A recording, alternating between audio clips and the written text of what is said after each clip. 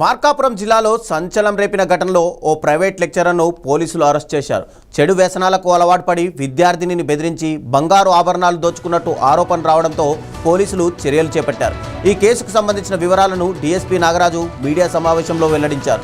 పట్టణంలోని ఓ కాలేజీలో చదువుతున్న విద్యార్థినికి మార్కులు తక్కువగా వస్తున్నాయని, కెమిస్ట్రీ ప్రాక్టికల్స్లో సహాయం చేస్తానని నమ్మబలికిన రామాంజనేయ రెడ్డి ఆమెతో చనువుగా మారినట్టు పోలీసులు తెలిపారు.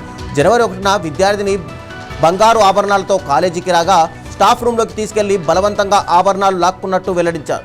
ఎవరికైనా చెబితే పరీక్షల్లో ఫెయిల్ చేస్తానని, అవసరమైతే ప్రాణహాని కలిగిస్తానని బెదిరించినట్టు తెలిపారు. భయంతో విద్యార్థిని కొంతకాలం విషయం దాచిపెట్టగా తర్వాత తల్లిదండ్రులకు తెలిపింది. వారి ఫిర్యాదుతో కేసు నమోదు చేసిన పోలీసులు నిందితుడిని అరెస్ట్ చేసి సుమారు 52.341 గ్రాముల బంగారు ఆభరణాలను స్వాధీనం చేసుకున్నారు. నిందితుడిని కోర్టుకు రిమాండ్కు తరలిస్తున్నట్టు డీఎస్పీ నాగరాజు తెలిపారు.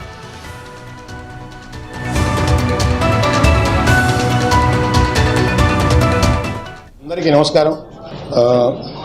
కుందూరు రామాంజనేయ రెడ్డి అనే ఒక వ్యక్తి సుమారు ఎంగేజ్ ఒక 25-26 ఏళ్ళు ఉంటుంది.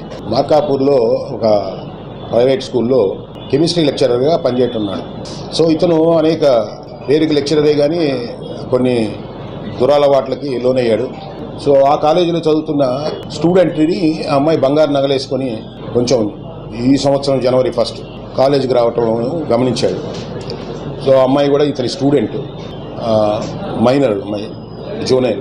సో ఇతను కొన్ని అప్పులైపోయి ఆ బంగారం మీద ఇతనికి కనుబడింది.